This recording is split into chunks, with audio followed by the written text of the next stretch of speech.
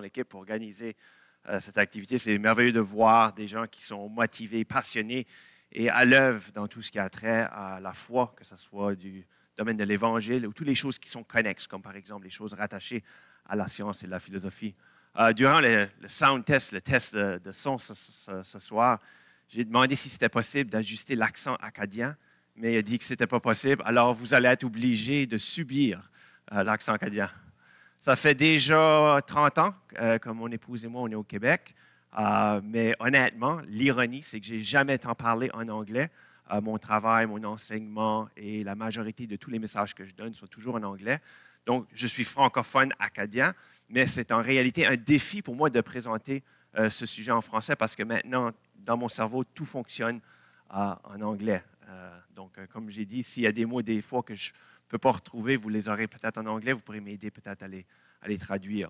C'est un petit groupe intime. La dernière fois que j'ai présenté ce sujet, c'était devant une salle de 150 personnes en anglais. Donc, c'est un contexte très différent, mais c'est aussi agréable ici, dans le sens où est-ce que c'est beaucoup plus intime. Puis, à la fin, il va avoir la chance de poser des questions. Donc, si vous avez des pages, des notes, un téléphone pour marquer vos questions ou vos commentaires, à la fin, on aura certainement le temps d'examiner ces choses-là. Maintenant, je dois aussi dire que, alors que je suis content d'être ici, de discuter de ce sujet fascinant et difficile, je suis aussi un peu mal à l'aise parce que c'est un sujet qui est très délicat. Numéro un, s'il y a un sujet que les gens, de façon générale, diraient qu'il y a un sujet dans ce livre ici qui est facile à se moquer de, c'est certainement le sujet du déluge. Okay? Donc, de se tenir debout devant vous et de prétendre, espérer avoir des réponses sur les grandes questions par rapport à ce déluge est un défi en soi. L'autre raison pourquoi c'est un sujet particulièrement difficile, c'est parce que c'est quelque chose qui retourne très loin en arrière dans le temps. Donc, le plus loin en arrière dans le temps, le plus difficile que c'est de faire une analyse scientifique et de même de faire une analyse historique. Donc, c'est vraiment un sujet que beaucoup de gens n'oseraient pas toucher. Okay? Alors, l'autre chose aussi, c'est que si vous ne vous rappelez pas de mon background, l'anglais embarque déjà, mon contexte, je ne viens pas d'une famille ou d'un background qui croyait dans l'Évangile. Et donc, moi, croire dans le déluge, absolument pas. Ça serait un sujet de moquerie. Donc, le fait, encore une fois, que je suis ici ce soir en train de parler de façon sérieuse à propos de ce sujet-là, démontre qu'il y a quelque chose à discuter de. Essentiellement, faire de la science, ça implique l'esprit critique. Et pour avoir un esprit critique, on doit avoir des choses qu'on est capable de penser de façon critique. Et le problème, c'est que si tu vas en cours et c'est toi qui es le juge, et on donne seulement la chance à un des deux côtés d'expliquer leur cas, tu vas probablement être convaincu. Mais ça ne serait pas un bon verdict parce que tu n'as pas eu la chance d'entendre les deux côtés. Donc, ce qui arrive, c'est de façon générale dans le monde aujourd'hui, on va se moquer de ce sujet ici sans prendre la peine d'écouter l'autre côté de l'histoire. Donc, le but dans ces trois parties, c'est de faire un voyage à travers l'histoire, la géologie et la paléontologie. Et je ne vais jamais vous dire ce que vous devriez croire ou pas croire. L'idée est la suivante. Si la quantité et la qualité de l'évidence est solide, donc vous, comme juge, si vous avez la chance d'écouter aux deux côtés, on espère que vous êtes capable d'arriver par vous-même à un verdict au-delà de tout doute raisonnable. Donc, c'est vous qui allez être le juge à travers cette situation ici, cette discussion ici, à juger si ce que les Écritures enseignent est digne de foi. Avant de commencer, j'aimerais aussi dire deux petites choses, un peu de contexte. Je viens devant vous avec un cœur humble, dans le sens que j'utilise l'expression qu'on dit en anglais « I stand on the shoulders of giants ». Je me tiens debout sur les épaules des géants. Et vous allez voir à travers cette présentation plein d'images, plein de citations, et à la toute fin, je vais faire toutes mes références disponibles afin que vous êtes capable de vérifier les choses qui sont dites. Okay? Que ce soit à cause de ceux qui croient dans la Bible ou ceux qui ne croient pas dans la Bible, la présentation ce soir et demain ne serait pas possible si ce n'était pas du travail qui a été fait par tellement d'autres personnes. I stand on the shoulders of giants. Et l'autre chose que je vais commencer par dire, c'est une chose terrible à vous dire, je m'excuse, mais la présentation qu'on va faire ce soir, c'est la moins intéressante des trois. C'est comme construire une maison. Avant de placer le toit puis les murs, on est obligé de creuser un trou puis mettre la fondation. Ce n'est pas très beau, ce n'est pas très impressionnant, mais c'est extrêmement important. Et donc, ce qu'on va faire ce soir, c'est exactement ça. C'est de préparer le chemin, le terrain pour toutes les choses qui vont venir, et ça représente néanmoins la fondation pour toutes les autres choses qui s'en viennent. Donc, sur ça, on va commencer, mais avant, un petit rappel de quelque chose que j'ai discuté 2 ans passés avec vous, et c'est la réalité que la science, c'est une unité, mais dans cette unité, il y a 2 pôles. C'est un continuum entre 2 réalités. Et une de ces réalités, ça représente la science empirique opérationnelle. Et cette science, c'est ce qui nous permet d'étudier des événements qui sont reproductibles et d'établir des faits par des expérimentations directes. Ce phénomène-là, c'est ce qu'on fait typiquement dans le laboratoire et ça représente une recherche qui est très objective. Mais il y a une autre sorte d'étude scientifique qui se fait, qui est ce qu'on appelle l'étude de sciences historiques ou forensique. Et ce genre de science-là représente l'étude d'événements qui ne sont pas reproductibles et on établit alors des faits par une expérimentation qui n'est pas directe, mais qui est indirecte et donc qui est beaucoup plus subjective. Et comme j'ai expliqué, on ne fait pas soit un ou soit l'autre, c'est toujours un mélange des 2. C'est un continuum. Et donc, évidemment, ce soir et demain, on va regarder différents aspects qui se retrouvent à l'intérieur de ces 2 pôles-là. Alors que chaque méthode doit accumuler des évidences pour et contre certaines hypothèses, la méthode historique, forensique, est inductive. Elle n'est pas déductive. Il y a une différence dans la façon qu'on détermine les choses. Et donc, comme je l'ai expliqué plus tôt, elle est donc plus subjective. Et il y a 2 limitations auxquelles on fait face avec ce type de science-là, qui est la façon prédominante avec laquelle on va analyser les informations. La première, c'est ce qu'on appelle la limitation des données. Ici, c'est une citation de Yamauchi, un des paléontologues, qui dit « Comment minuscule est l'évidence archéologique à notre disposition? Nous n'avons qu'une fraction de toute la fraction de ce qui est disponible. » Puis si vous regardez l'image qui est à droite, là, puis vous essayez d'imaginer les gens, la vie, la culture, puis tout ce que vous avez, c'est ces roches-là. Évidemment, c'est très difficile de reconstruire qu'est-ce qu'était la vie X 1000 ans passés. Donc, vous voyez la limitation des données. L'autre limitation, c'est de la méthode. Donc, pas juste des données, mais de la méthode.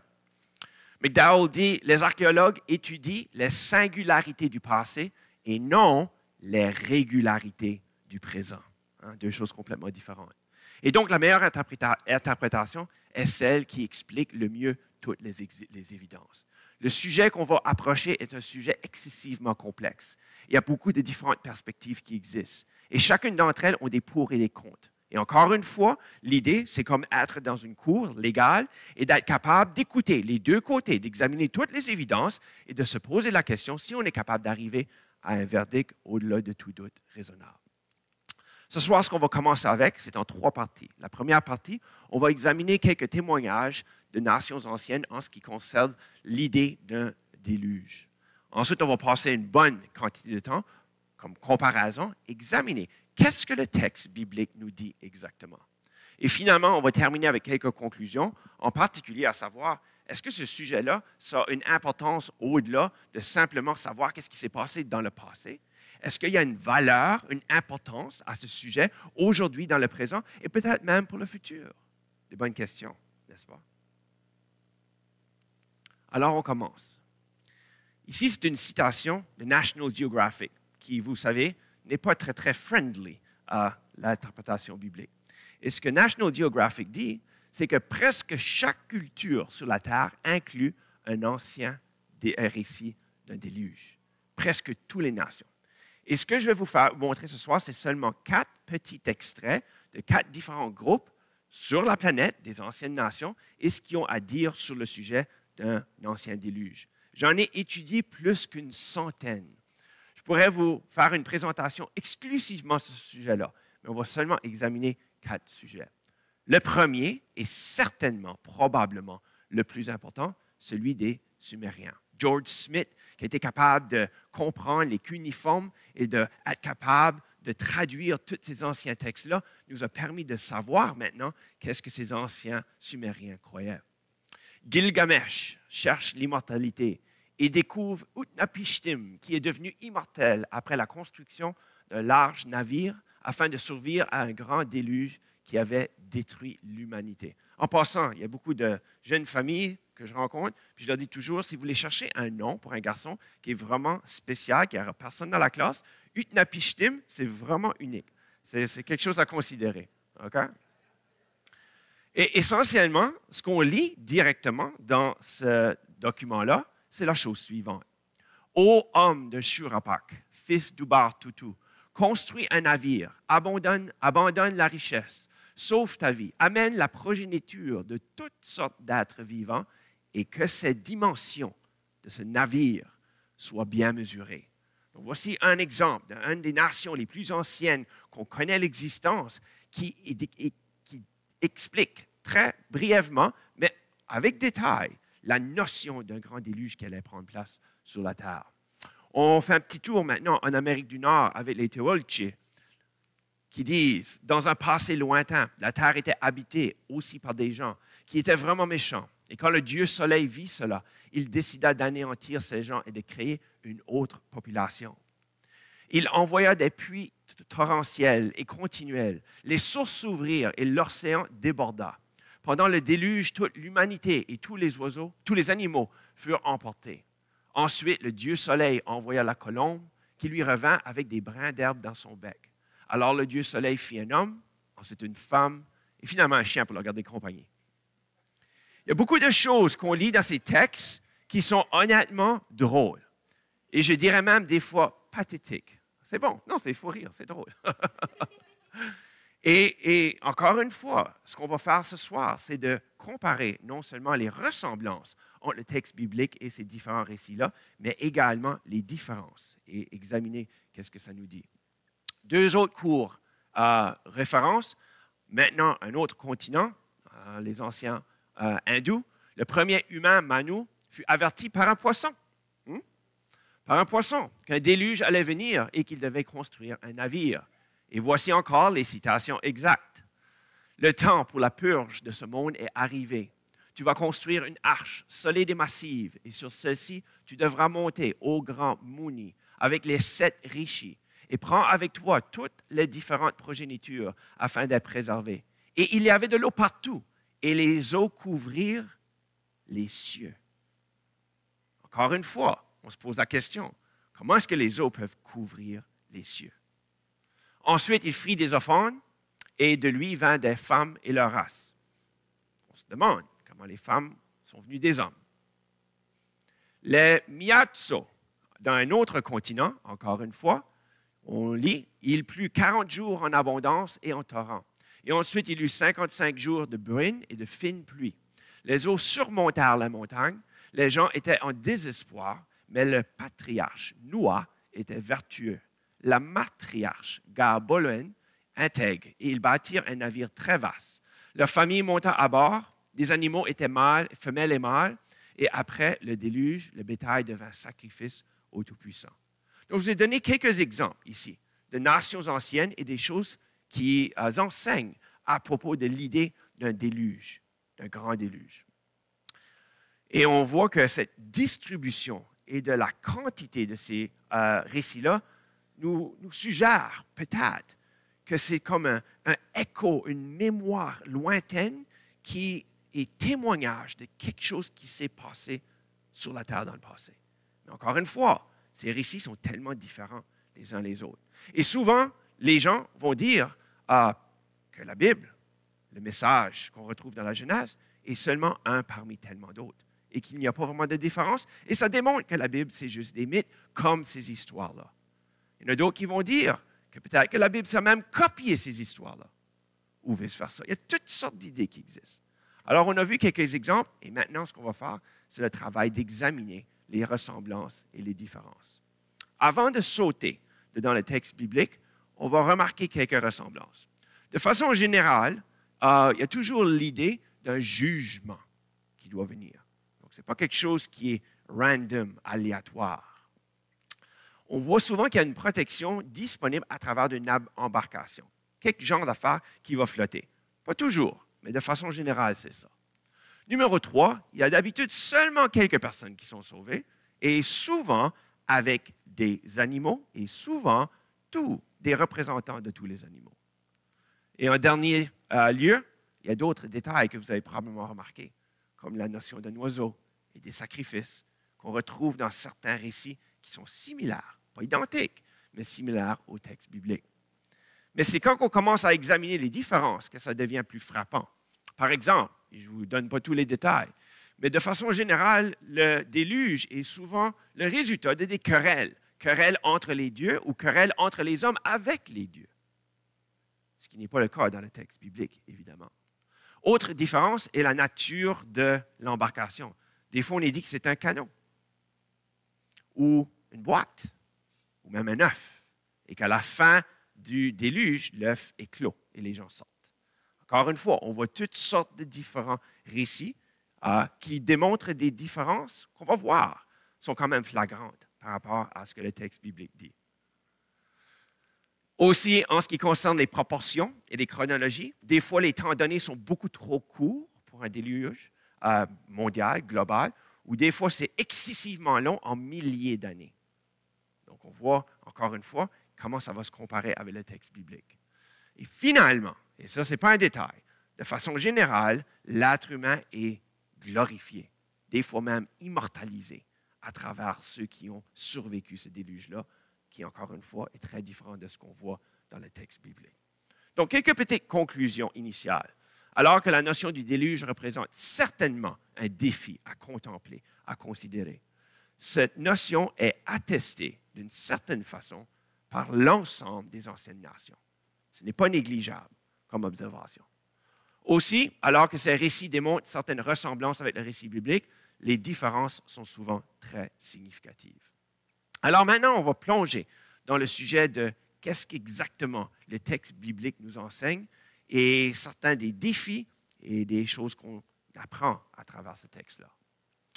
Au tout début, je retourne aux premières pages de la Bible, on est enseigné que toute chose était très bonne au tout début. Qu'essentiellement, il n'y avait pas de péché, il n'y avait pas de mort, il n'y avait pas de maladie, il n'y avait pas de discorde. Quelque chose que je ne peux pas imaginer en passant. Mais c'est ce que les Écritures nous disent. Que tout ce qu'on est si familier avec n'existait pas au tout début. Et que c'est la réalité du libre arbitre qui a fait en sorte que l'être humain s'est retiré de la lumière de Dieu. Et si tu te retires de la lumière, tu es dans les ténèbres. Si tu te retires de la vie, tu es dans la mort. Et essentiellement, à travers ça, Dieu, dans sa miséricorde et dans sa souveraineté, a décidé d'établir une alliance, pas selon nos termes, mais selon ses termes. Hein? La religion de l'être humain, c'est qu'il va venir à Dieu avec ses termes, right? Mais selon les Écritures, c'est Dieu qui dicte la façon qu'on peut l'approcher et qu'on doit l'approcher. Le contexte du déluge est difficile. Ce qu'on lit, Genèse chapitre 6, la méchanceté des hommes était grande et toutes les pensées de leur cœur se portaient chaque jour uniquement vers le mal et la terre était corrompue et pleine de violence. Un peu de la même manière que je pouvais vous dire plus tôt que je ne peux pas imaginer un monde dans lequel il n'y a pas de péché. C'est également difficile pour moi d'imaginer un monde où est-ce que tout est axé vers l'imagination, vers le péché. Que les conditions sur la terre, à ce moment-là, étaient réellement terribles. Et c'est difficile pour nous d'imaginer jusqu'à quel point ce l'était.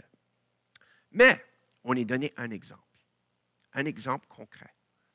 Et c'est dans le livre de la Genèse où on apprend que Lamech parle à ces deux femmes, Ada et Tsila, et il leur chante un peu une chanson. Il leur dit quelque chose. Et en passant, ceci, c'est le premier exemple qu'on a de la polygamie, immédiatement avant le déluge. C'est la première notion de cette réalité-là.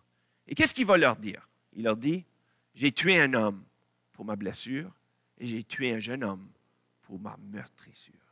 Imaginez, c'est ça le petit portrait qu'on retrouve dans le livre de la Genèse, un exemple concret à propos de ce qui se passait sur la terre. Que si moi, je suis plus puissant, plus fort qu'un autre, tu me fais mal, je vais te tuer et je considère que c'est correct. Tu m'insultes, je considère que c'est correct que je te tue. Okay? On a la difficulté à imaginer jusqu'à quel point la méchanceté de l'homme était grande sur la terre à ce moment-là. Et essentiellement, c'est dans ce contexte-là que Dieu a dit, j'exterminerai l'homme que j'ai créé, depuis l'homme jusqu'aux animaux. C'est difficile de comprendre pourquoi, comment Dieu aurait entré en jugement de cette façon-là avec la terre au complet. Mais on peut utiliser quelques petites analogies. Hein? Comme père ou mère, on espère qu'on est patient, miséricordieux, hein? Mais c'est comme une coupe. Puis à mesure que les choses de mal, le péché augmente, c'est comme si la coupe se fait remplir. Puis à un moment donné, elle est tellement remplie, tu ne peux plus ajouter une goutte. Hein? La coupe est pleine. Puis si un bon père ou une bonne mère n'agit pas quand un enfant ou un autre ou une société fait quelque chose de mal, ce n'est pas une bonne chose de ne pas agir. Il y a un moment pour agir. Et ce qu'on comprend selon les Écritures, c'est que la coupe du jugement était pleine à ce moment-là. Et que c'était la bonne chose, c'était la chose nécessaire qui devait prendre place à ce moment-là. Et si on aurait été sur la terre, même si on a la difficulté à comprendre, puis imaginer pourquoi Dieu a fait ça, que si on aurait été présent sur la terre à ce moment-là, qu'on aurait été en train de prier et de crier que Dieu fasse quelque chose. C'est un peu comme regarder un film où est-ce qu'il y a quelqu'un qui est en train de voler, tuer, je continue la liste. Puis il n'y a personne qui est capable de l'arrêter, puis il n'y a personne qui est au courant. Puis quand finalement la personne est arrêtée à la fin du film, c'est comme finalement la justice. Hein? Finalement la justice. Mais il faut s'imaginer si c'était toute la terre au complet. Dans ce contexte, on est dit que Noé était un homme juste et intègre dans son temps. Puis, ça me fait rire un petit peu parce que je me dis, j'imagine être Noé, puis je dis, Dieu, pourquoi il fallait t'ajouter en son temps? C'est facile de briller quand il fait noir. Non, je ne veux pas enlever quoi que ce soit de Noé. Il est juste et intègre. Okay? Et de cette façon-là, et à cause de ça, de la relation qu'il avait à Dieu, Dieu a dit, je vais établir un covenant, une alliance avec toi et avec ta famille. Et ce qu'on découvre à travers toutes les Écritures, c'est que Dieu entre continuellement en alliance à travers le temps, de différentes manières, de différents moments, et pour différentes raisons. Et qu'à ce moment-là, c'est ce que Dieu est en train de faire.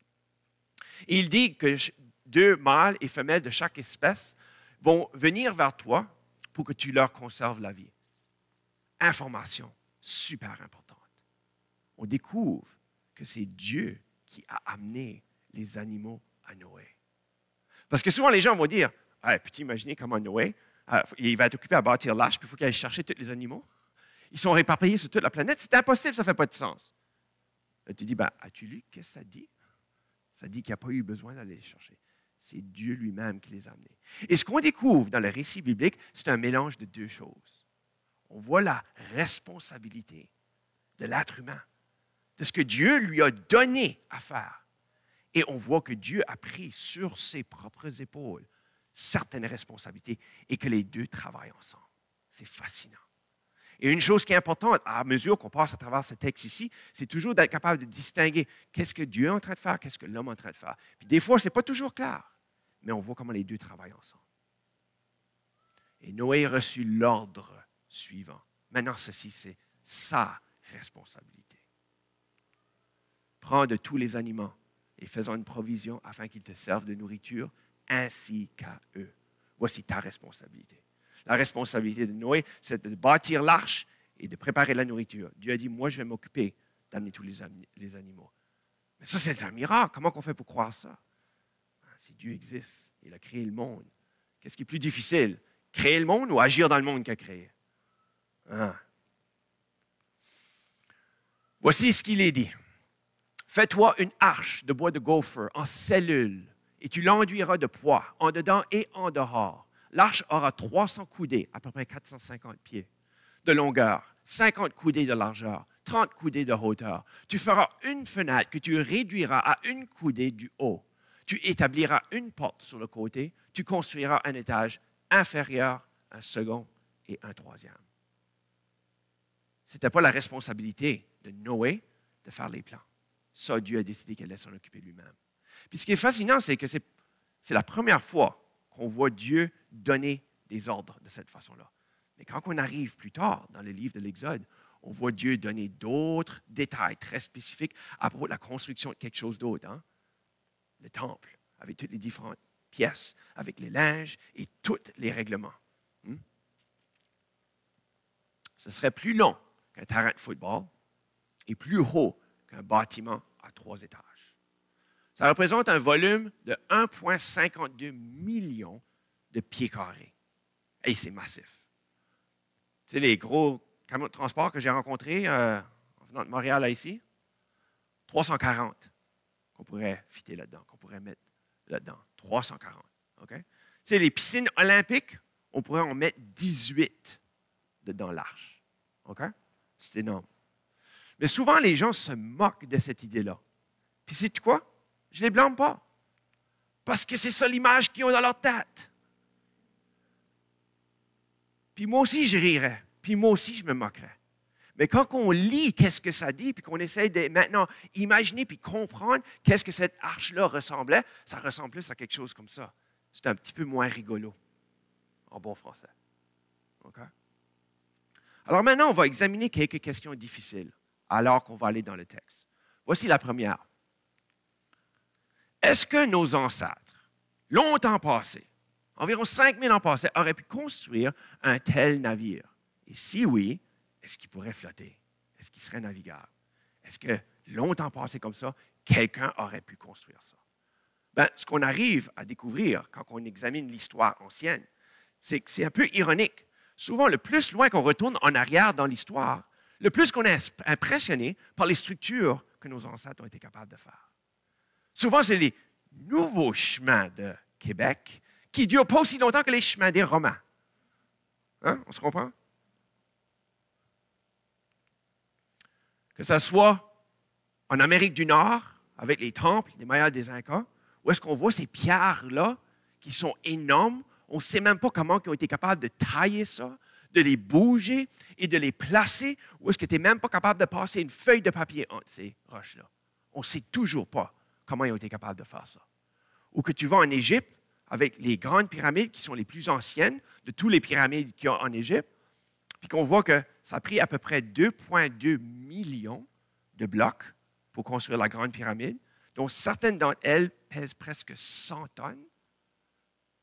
Comment est-ce qu'ils ont été capables de faire ça?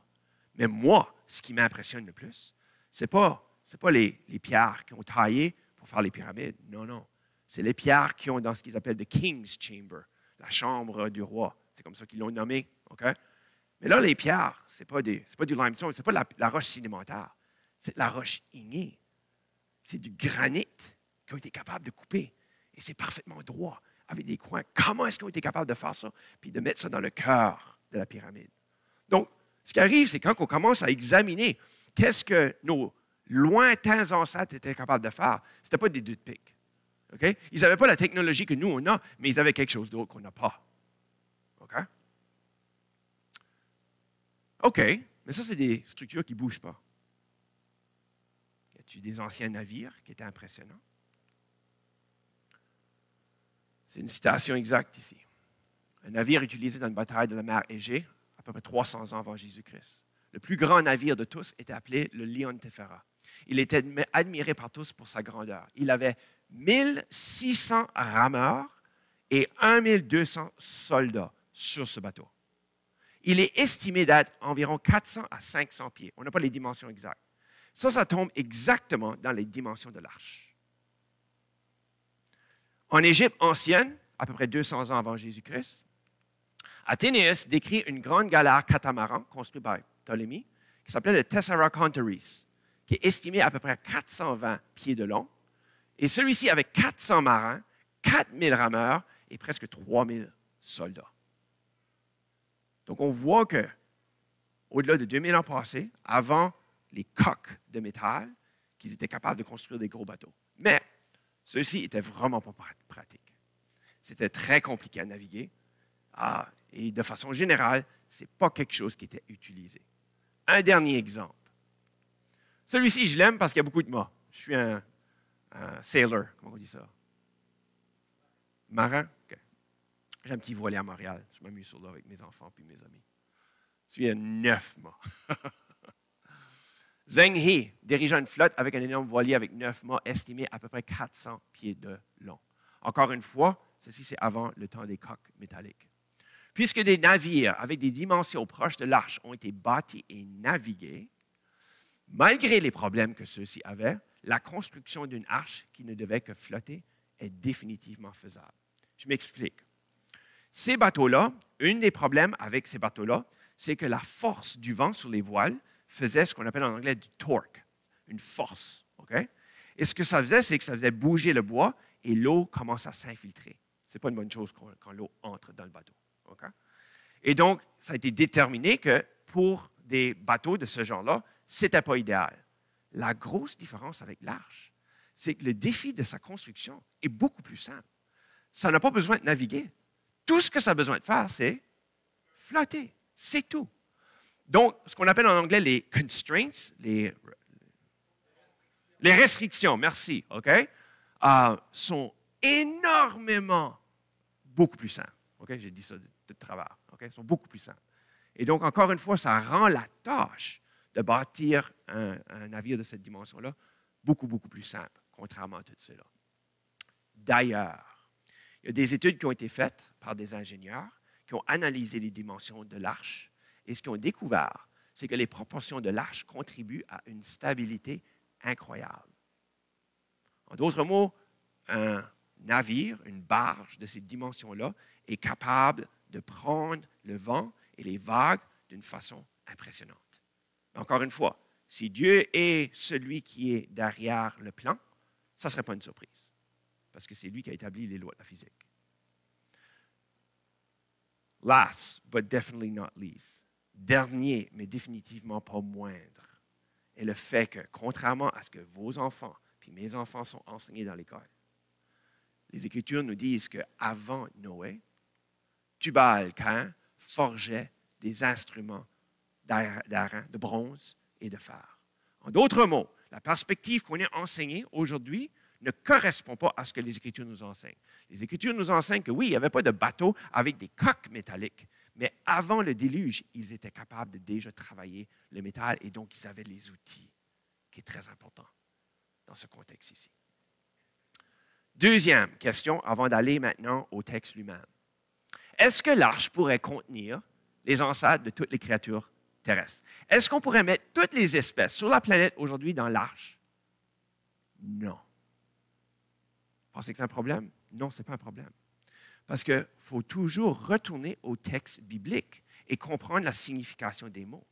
Et le mot espèce, la manière qu'on l'utilise aujourd'hui, n'a pas la même signification que le mot biblique. Le mot biblique, c'est baramin, qui veut dire kind en anglais, qui veut dire famille. Et en d'autres mots, ce qu'on découvre, puis j'ai parlé de ça durant ma présentation il y a 2 ans passés, comment la vie est faite pour se modifier d'une façon incroyable. Combien de genres de chiens est-ce qu'il existe? Combien d'espèces de chiens qui existent? C'est estimé environ 360. Environ 360 espèces de chiens. Mais toutes ces espèces-là viennent d'une même source originale. Et cette source originale, ainsi que tous les différents coyotes, tous les différents renards et tous les différents loups, tous viennent d'une source originale. La vie est créée pour se modifier. Ce n'est pas de l'évolution dans le sens où est-ce qu'il y a une nouvelle information qui est générée. C'est l'information qui existe dans la vie qui est faite pour se diversifier. Si on se regarde, on est tous très différents, hein? Mais on vient tous des êtres humains, qui est encore une fois un témoignage de la variété génétique qui existe à l'intérieur de la vie. Donc, ce que les Écritures nous enseignent, c'était une souche de pas chaque espèce, chaque baramine. Donc, certains ont calculé que ça représente environ 16 000 animaux. Puis, vu l'espace que l'arche contient, il y a amplement de place pour pouvoir être capable de mettre tous ces animaux-là. Surtout lorsqu'on considère que c'est Dieu qui a amené les animaux à Noé. Il n'a pas été obligé de les chasser, de courir après. Deuxièmement, si c'est Dieu qui a amené les animaux, bien certainement, il ne va pas amener les plus gros. Il va être judicieux dans son choix du couple qu'il va amener. Hein? Et finalement, on sait que les animaux, même aujourd'hui, sont capables de tomber en période où est-ce qu'ils sont plus ou moins statiques, comme l'hivernation. Donc, c'est possible que durant le voyage, qu'ils auraient été, on dit en anglais, quiescent, silencieux. Right? On n'a pas tous ces détails-là, la Bible ne nous dit pas, mais ça devient quelque chose qui est à contempler. Deuxième série de petites conclusions. Alors que la construction de l'arche certainement représente un défi, la connaissance et les habiletés des anciens le rendent possible. Deuxièmement, la même chose peut être dite à propos des autres aspects du récit en ce qui concerne la grandeur, la stabilité de l'arche et les animaux qui pourraient être amenés sur cette arche-là. Maintenant, on va examiner le texte biblique lui-même, verset par verset. Avant le déluge, Dieu dit, « Entre dans l'arche, toi et toute ta maison, car encore 7 autres jours, et je ferai pleuvoir sur la terre. Et ce qu'on lit après, c'est que Noé, Shem, Ham et Japheth, et la femme de Noé et ses 3 femmes de ses fils, entrèrent dans l'arche, puis Dieu ferma la porte. Remarquez que ce n'est pas Noé qui a fermé la porte. Encore une fois, on voit que Dieu se réserve certains rôles spécifiques et que c'est lui qui a choisi le moment où est-ce qu'ils allaient entrer dans l'arche et c'est lui-même qui a fermé la porte. Et qu'est-ce qui arrivait à ce moment-là?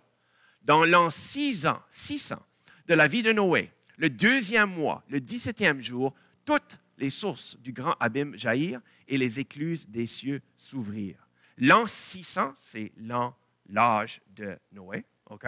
Et on voit encore une fois une différence flagrante, impressionnante, entre comment le texte des nations se lit et ce texte. On a l'année, on a le mois, on a le jour. Est-ce que ça se lit comme une mythe ou est-ce que ça se lit comme un tableau de bord où est-ce que l'information est enregistrée? Ça se lit comment? Hein? Là, moi, je suis quelqu'un qui est très visuel, donc je vais vous peindre une image à mesure qu'on passe à travers les versets.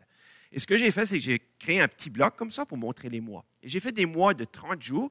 Beaucoup pensent que dans ce temps-là, les années, c'était des années lunaires. Donc, les mois, c'est des mois de 30 jours exacts. Ça ne fait pas grande différence, mais c'est plus facile de le faire de cette façon. Alors, voici le 2e mois. Vous voyez le 17e jour. Et si on recule 7 jours en arrière, ça veut dire qu'ils sont entrés dans l'arche, les animaux, à partir du 10. OK? Puis maintenant, à mesure qu'on passe dans les versets, on va suivre le petit calendrier. Ensuite, là-haut, j'ai oublié quelque chose de très important. Remarquez que dès qu'on pose la question à quelqu'un à propos du déluge, qu'est-ce qu'ils imaginent? C'est la pluie qui tombe, n'est-ce pas? C'est la pluie qui tombe. Mais remarquez, ce n'est pas ce que le texte dit d'abord. Le texte dit d'abord que c'est les sources du grand abîme qui jaillirent. Petit détail, mais si c'est un détail biblique, il y a certainement une raison pour ça. On va y revenir demain. La pluie tomba sur terre 40 jours et 40 nuits, et les eaux crurent et soulevèrent l'arche, et elle s'éleva au-dessus de la terre. Alors, vous voyez maintenant, je vais suivre la progression de tous les textes afin qu'on est capable de voir ce qui se passe. Maintenant, on ne sait pas exactement à quel moment l'arche s'est mise à flotter, mais on imagine que c'est probablement plus vers la fin, pour qu'il y ait suffisamment d'eau pour qu'elle se mette à flotter. Ça veut dire que durant ce temps-là, ils étaient dans l'arche, l'eau tombait, ils attendaient le début du voyage. Mais en réalité, ce n'est pas vraiment un voyage. Les eaux grossirent de plus en plus et toutes les hautes montagnes qui sont sous le ciel entier furent couvertes, de 15 coudées au-dessus des montagnes, et les eaux prévalurent pendant 150 jours. L'eau a couvert les hautes montagnes de la terre. Est-ce possible? Est-ce raisonnable? Encore une fois, on va revenir à ça demain. Et Dieu fit passer un vent sur la terre, et les sources des abîmes et les écluses des cieux furent fermées, et la pluie ne tombait plus du ciel. Les eaux se retirèrent, et au bout de 150 jours, les eaux diminuèrent. Maintenant, un vent peut certainement faire évaporer l'eau jusqu'à un certain point. Mais un vent ne va pas être assez pour enlever toute l'eau qui a recouvert les montagnes. Alors, qu'est-ce qu'est l'explication? On va y revenir demain.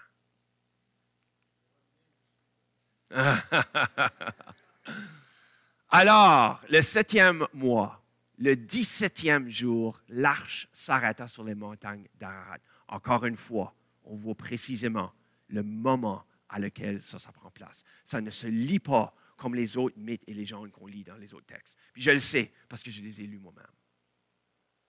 Alors, les eaux allèrent en diminuant jusqu'au 10e mois, et le 1er jour apparurent le sommet des montagnes. Ça veut dire, on fait un petit calcul. Je ne sais pas si mon pointeur va marcher. On ne le voit pas. Non, OK.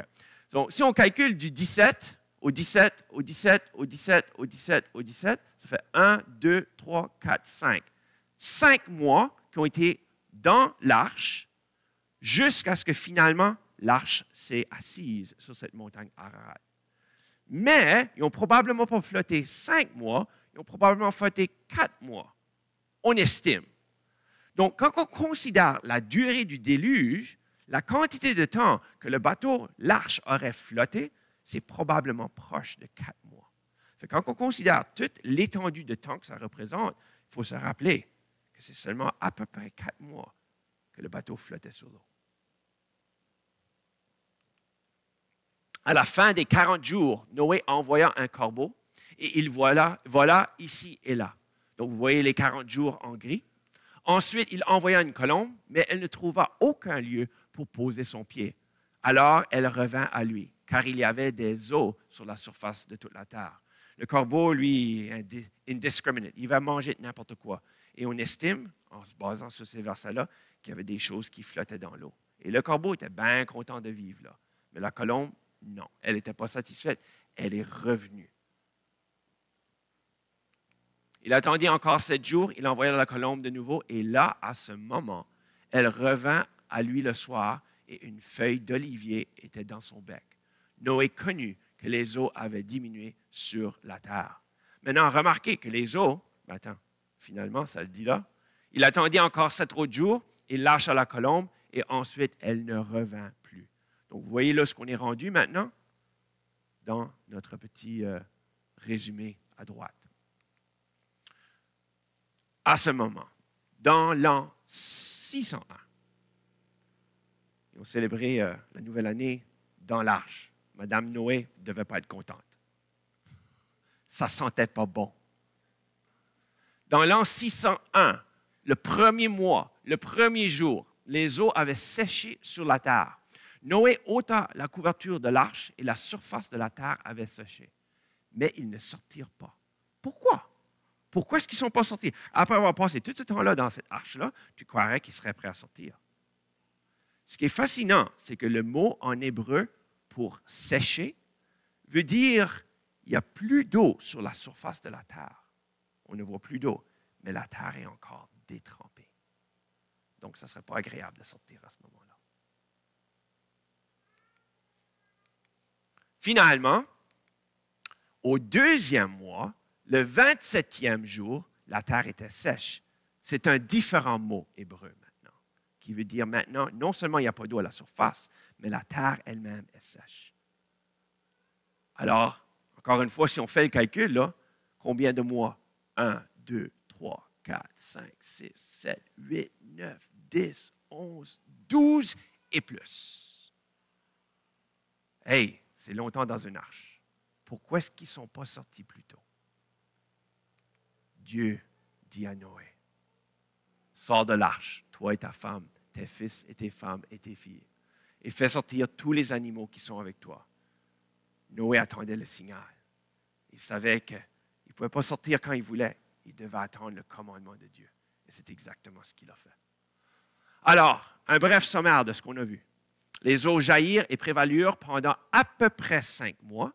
Donc, du 17 au 17, du 2e au 2, 3, 4, 5, 6, 7e mois.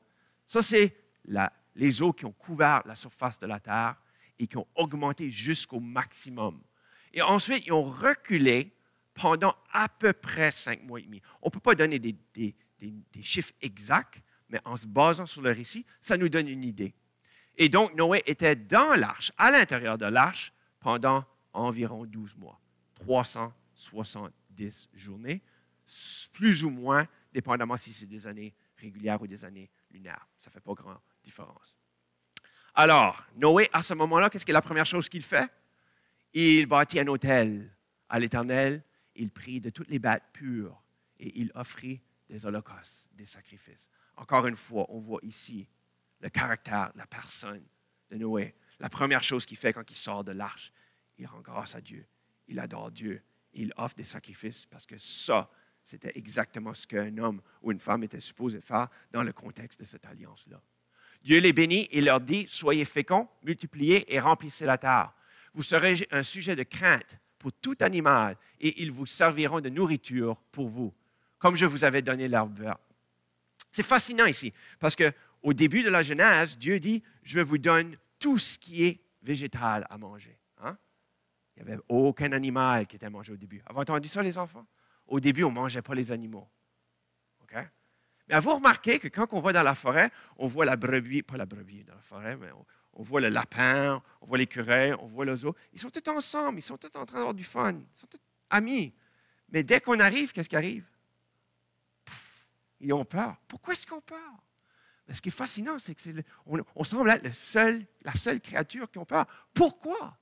Ben, la parole nous dit que c'est Dieu qui a mis dans ces animaux-là la crainte de l'être humain. Ça fait du sens dans un sens, parce que le moment que nous, on va vous manger, vous devriez avoir peur. Exactement, exactement.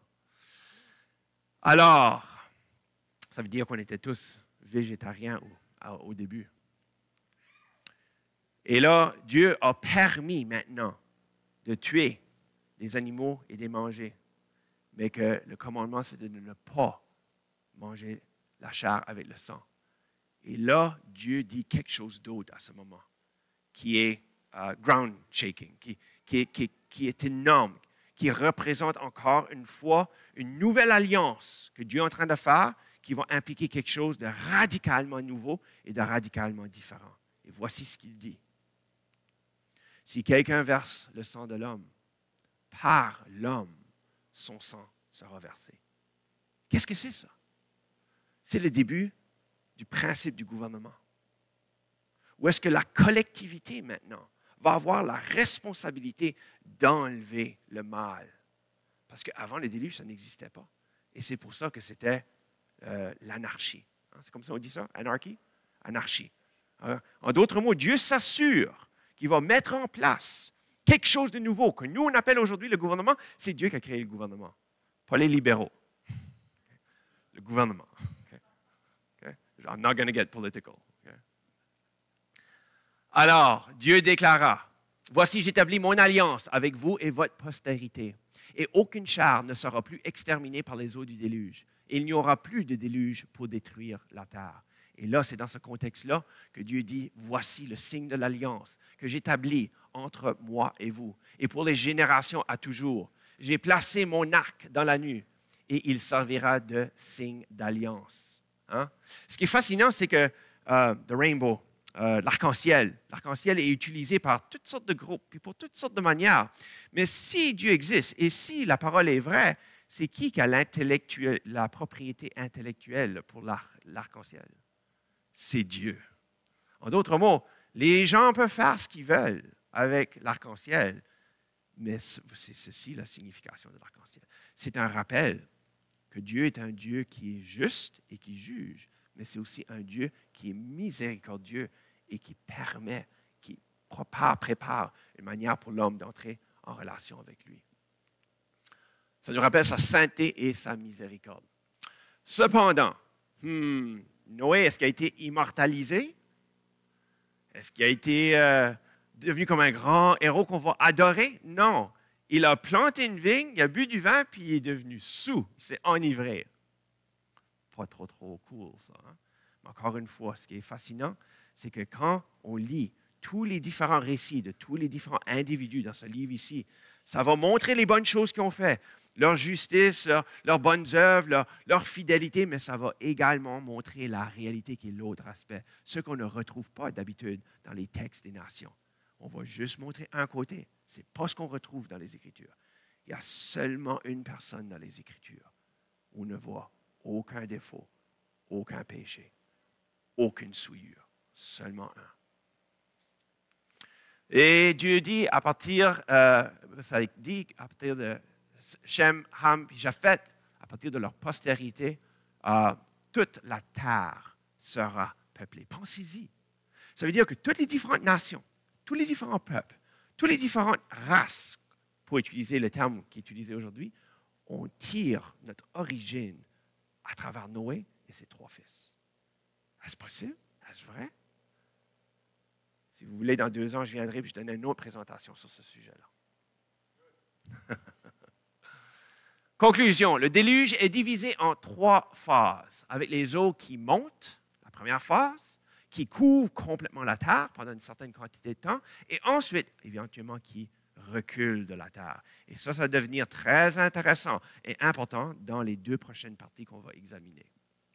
Ce récit, comme vous l'avez vu, se lit pas comme le texte des nations, ça se lit comme un livre historique, comme un tableau de bord dans lequel on a inscrit de l'information très précise en termes de chronologie et de séquence d'événements, mais on retrouve un mélange entre la responsabilité de l'homme, ce qu'il fait, et ce que Dieu a fait. C'est vraiment un mélange des deux qu'on retrouve. Maintenant, avant d'arriver à la conclusion, je vais discuter d'une certaine question. Est-ce que le déluge est un phénomène local? Est-ce que c'était un déluge local? Parce que ce qui arrive, c'est qu'en ce moment, il y a beaucoup de différents groupes et d'organisations qui sont en train de devenir convaincus. Par exemple, une excellente série à regarder, je ne suis pas d'accord avec tout ce qui est dit dedans, mais très intéressant néanmoins, Ancient Apocalypse. Si vous avez Netflix, Graham Hancock, Ancient Apocalypse, quelque chose qui est fascinant.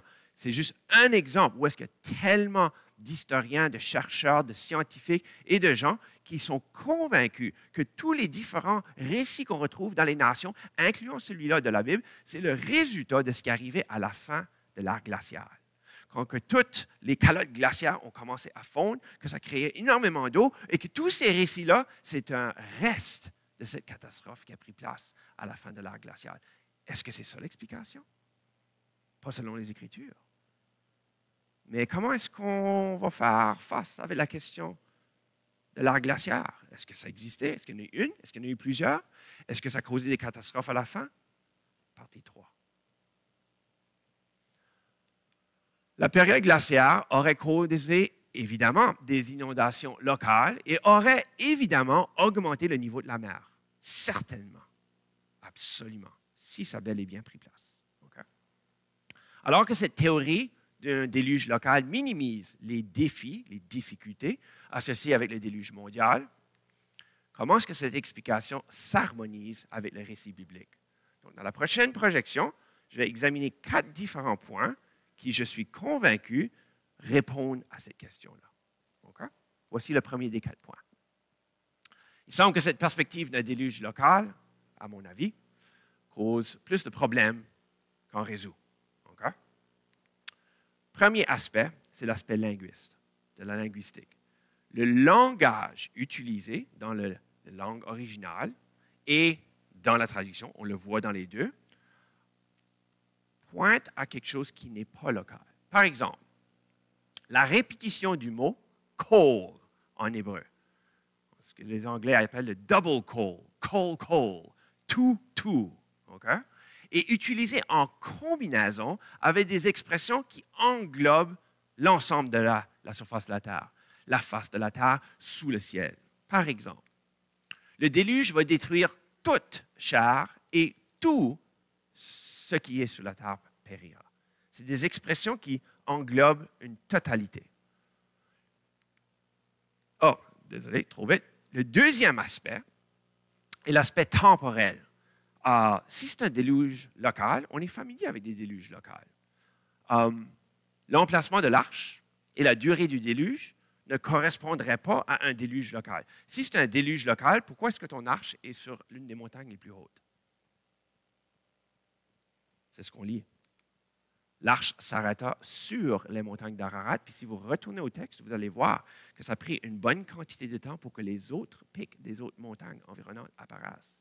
Donc, ils étaient sur le pic le plus haut. Un déluge local ne pourrait pas monter l'arche sur la montagne la plus haute. Ça cause un problème avec le texte. L'autre aspect, c'est que le premier mois, le premier jour, les eaux avaient séché sur la terre. Ça, c'est dans la deuxième année.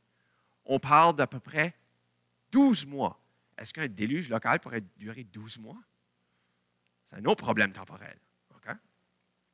Troisième problème, c'est le problème philosophique. Pourquoi construire une arche au lieu de faire monter plus haut? Si Dieu voulait vraiment sauver les êtres humains et les animaux, il avait juste besoin de leur dire, il y a un déluge qui s'en vient local, monte sur un endroit où est-ce que ça va être haut. C'était la chose à dire, à faire. Également, pourquoi amener tous les animaux? Les animaux, ils vont monter vers le haut, tout naturellement. Tu n'as pas besoin de les amener. Ils ont l'instinct pour se sauver. Donc, encore une fois, tout ce qu'on voit dans le texte ne correspond pas à un déluge local, parce que ça serait un non-sens. Finalement, encore je dirais, last but not least, dernier mais non moindre, l'aspect biblique. Dieu a fait une promesse. Hein? Puis la promesse, c'était qu'il n'y aura plus de déluge qui va faire pour périr les gens. Mais vous et moi, nous savons tous qu'il y a eu des déluges où des gens sont mort. Donc, si c'était une promesse que ça ne va plus arriver, puis c'était local, bien, il y a eu des déluges locaux. Donc, la promesse n'a pas été gardée. Mais si c'est un déluge mondial, alors là, c'est une différente histoire. Donc, si on est consistent, right? Si on est, comment on dit, consistant avec le texte et qu'on l'examine à face value, à sa valeur normale, ouais, ça donne un message quand même très clair. Dieu a dit, il n'y aura plus de déluge pour détruire la terre. Il y en a eu plein, mais il n'y a pas eu de global, mondial. Alors, je termine maintenant la série ce soir, la première partie, avec 2 questions. Pourquoi est-ce que Dieu a utilisé des eaux pour juger le monde? Pensez-y une minute. Il aurait pu faire ça de différentes manières. Pourquoi l'eau? Et si Dieu fait quelque chose, il y a certainement une raison profonde qui devrait nous enseigner quelque chose. Donc, moi, ma question, c'est pourquoi est-ce que Dieu aurait utilisé l'eau? Il faut retourner en arrière. Il faut retourner loin en arrière. Au commencement, Dieu créa les cieux et la terre, et il y avait des ténèbres à la surface des eaux. Ce que le texte biblique nous dit, c'est que la terre n'était pas visible lorsque Dieu a créé le globe. Que le globe au complet était submergé d'eau. Et donc, on appelle aujourd'hui la Terre la planète bleue quand on la voit de l'espace. Mais dans ce temps-là, elle était réellement bleue. Il y avait juste du bleu. Il n'y avait pas de terre. Et ce que ça nous dit, c'est que Dieu a dit que les eaux au-dessous du ciel se rassemblent en un seul lieu et que le sec paraisse. Donc, Dieu a fait sortir de l'eau la terre. Il a fait sortir le sec. Donc, on voit que maintenant, ce que Dieu est en train de faire avec le jugement, c'est comme si il retourne en arrière aux conditions primordiales. Il ramène qu'est-ce que c'était au début. Mais maintenant, au lieu d'être des eaux de la vie, c'est les eaux du jugement. Il y a une leçon, il y a une image puissante. Et si on aurait regardé la terre durant le déluge, on aurait pu penser que c'est exactement comme ce qui existait avant que Dieu a fait sortir la terre. Mais ce n'était pas la même chose. C'était l'image de la mort. Mais il y avait un bateau qui flottait. Juste un. Avec 8 personnes dedans. Puis les animaux. C'est ça la différence. Le déluge a mené à un renversement des conditions de la terre. Les eaux de la vie, les eaux à la mort. Et ce qu'on lit dans Pierre, c'est que Pierre dit le monde d'alors périt. Okay? C'est un mot puissant en grec utilisé qui ne veut pas juste dire comme il a juste été inondé. Là. Non, non. Quand Noé est sorti de l'arche et qu'il a vu le monde, tu sais que des fois, on montre l'homme ou la femme avant la diète, puis l'homme ou la femme après la diète, before, after, right? Mais si on avait pris une photo quand il est embarqué dans l'arche, puis une photo quand il est sorti de l'arche, ça aurait été incroyable, mais pas d'une bonne manière. Le monde avait péri. Autant beau qu'on trouve le fleuve, les montagnes, puis toutes les choses qui nous entourent, c'est quand même une beauté qui est un résidu de ce qui existait avant. OK? La fin du déluge maintenant a une répétition de comment la terre a apparu, mais dans un contexte, comme j'ai dit, extrêmement différent. J'ai dit 2 questions. Voici maintenant la dernière et on conclut pour ce soir.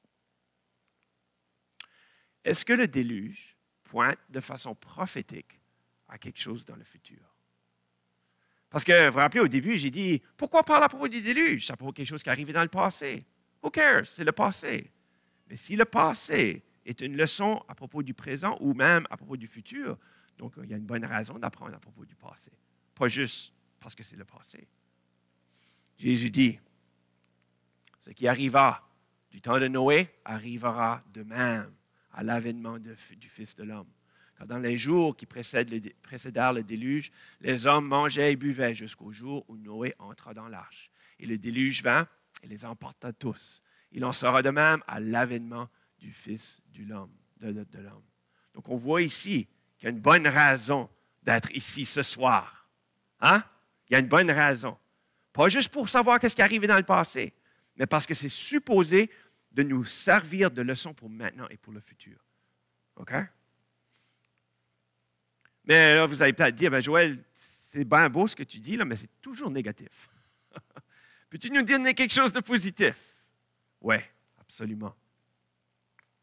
Et ça va être à travers les paroles de Pierre. Pierre qui nous dit, dans l'arche, 8 personnes furent sauvées. Mais ils furent sauvés à travers l'eau. Ça va devenir important dans notre dernière slide. Comment ils ont été sauvés? Pourquoi est-ce qu'ils ont été sauvés? C'est des questions importantes, ça. On peut se poser les mêmes questions aujourd'hui. Pourquoi est-ce que quelqu'un serait sauvé aujourd'hui? Comment est-ce que quelqu'un serait sauvé aujourd'hui? Hein? Ils ont été sauvés parce qu'ils ont d'abord cru la parole de Dieu. Ça, c'est la première raison. Ils ont eu la foi. Mais cette foi-là, ce n'était pas juste une foi. Oui, je crois.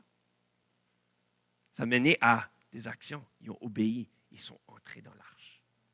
C'est les 2 ingrédients essentiels. OK? Si tu ne les as pas, tu n'es pas à l'intérieur, tu es à l'extérieur. Puis quand Dieu ferme la porte, il est trop tard. Je termine avec ça. Je retourne, comme j'ai dit, j'allais faire. Je finis avec ça. Pierre qui dit, il y a une chose que vous ne devez pas ignorer. Il est en train de nous dire, faites bien attention, écoutez bien ceci. Qu'est-ce qu'il veut nous dire qui est si important? Le jour va venir où il va y avoir des moqueurs qui vont dire où est la promesse de son avènement. Hein? Mais Pierre explique. Puis là, le mot en grec peut être traduit de 2 manières. Ils veulent ignorer ou ils veulent oublier. Les 2 sont corrects. En effet, qu'autrefois, par la parole de Dieu, 3 choses. Numéro 1, la terre fut tirée de l'eau et formée au moyen de l'eau. C'est ce qu'on a examiné tantôt, n'est-ce pas? La terre était sous l'eau et elle a été tirée de l'eau et formée par l'eau. Donc, on voit ici que Dieu est le Créateur. Ils veulent ignorer, ils veulent oublier. Numéro 1, on a été créé. Ce monde ici a été créé. C'est la première chose que l'ennemi veut qu'on oublie, qu'on a un Créateur. Et la science, que j'aime tellement, est l'instrument probablement numéro 1 pour créer le doute qu'il y a un Créateur. Quand en réalité, la science bien utilisée pointe. Elle ne peut pas parler, mais elle pointe. Ça parle. La science pointe, la parole parle. La deuxième chose, c'est que le monde de ce temps-là, qui a été tiré de l'eau, a ensuite été submergé par l'eau et ce monde a péri. En d'autres mots, le premier point que Pierre veut qu'on se rappelle, c'est que, 1, Dieu est notre Créateur. 2, il n'est pas juste notre Créateur, il est notre juge. Il l'a démontré ça dans le passé. Et si Dieu ne change pas, il l'a démontré dans le passé, il va encore le faire dans le futur. Vous voyez les leçons qui sont importantes. Et là, le troisième point qui amène, ça a à faire avec nous ici en ce moment. Il dit, par la même parole qui a créé, la même parole qui a jugé, par la même parole, la terre, maintenant, sur laquelle on se tient, est gardée pour le jugement. Et c'est pour ça que c'est important de connaître à propos du déluge, et savoir si ça va vraiment arriver. Parce que si ça ne peut vraiment pas arriver, ben peut-être qu'il n'y a pas de jugement futur non plus. Mais si Dieu a bel et bien jugé dans le passé, il va certainement juger dans le futur, parce que Dieu ne change pas. Le Seigneur ne tarde pas dans l'accomplissement de sa promesse, mais il use de patience avec vous, ne voulant pas qu'aucun périsse, mais voulant que tous arrivent à la repentance. Il veut que tous arrivent à la repentance. Si quelqu'un, avec leur théologie, commence à vous dire qu'il y a quelqu'un que Dieu ne veut pas qu'arrive à la repentance, amenez-le à ce verset-là, comme tellement d'autres. Okay? Comment est-ce qu'on est capable d'être sauvé? Est-ce qu'on doit prendre des 2 par 4 puis commencer à se construire un arche ce soir? Non? Prendre des agneaux puis les sacrifier à côté des voisins? Non, ni un ni l'autre. Hein? En croyant le message de l'Évangile. Parce que toutes les alliances que Dieu a établies dans le passé pointaient prophétiquement à la venue du Messie, de son Fils. Et que c'est lui qui accomplit toutes ces choses-là. Et que c'est ce message de l'Évangile qui est maintenant notre salut. C'est à travers lui. Et ça demande qu'on entre. Pas seulement qu'on dit, oui, je crois. Ce n'est pas suffisant, ça. Il faut entrer à l'intérieur de l'arche. Il faut faire partie de ce que Dieu a établi, qui est notre salut. Il faut l'accepter. Encore une fois, la foi, la repentance et l'obéissance. Tout est rattaché ensemble. Qu'est-ce que ça a à faire avec Jésus? Est-ce que le déluge, ça a à faire avec Jésus? Oups, trop vite. 1 Pierre, dernier verset pour ce soir. Autrefois, lorsque la patience de Dieu se prolongeait, au jour de Noé, pendant la construction de l'arche, dans laquelle un petit nombre de personnes furent sauvées à travers l'eau, cette eau était une figure du baptême. Ça, c'est intéressant. Une figure du baptême qui maintenant vous sauve aussi. Pourquoi est-ce que le déluge, c'est une figure du baptême? L'eau, au début, était un signe de vie, mais à cause du péché, elle est devenue un signe de mort. Mais Dieu a établi quelque chose à travers duquel, même à travers la mort, la vie allait être préservée. Et ce qu'on découvre, c'est que Jésus est venu dans ce monde ici et que lui, il était sans défaut et sans tache. Et pourtant, il est mort. Mais ça ne fait pas de sens. S'il est sans péché, il ne devrait pas mourir. Pourquoi est-ce que le juste mourrait? Ce qui nous sauve, ce n'est pas le baptême, ce n'est pas l'acte d'être baptisé. Ce qui vous sauve, c'est par la résurrection de Jésus-Christ, qui a souffert une fois pour les péchés, lui juste pour les injustes, afin de nous amener à Dieu. En d'autres mots, il est l'arche du salut. Et il a été dans les eaux du jugement, et il est notre sécurité, et on peut savoir qu'en lui, on est sécure, parce que Dieu l'a ramené des morts. Amen.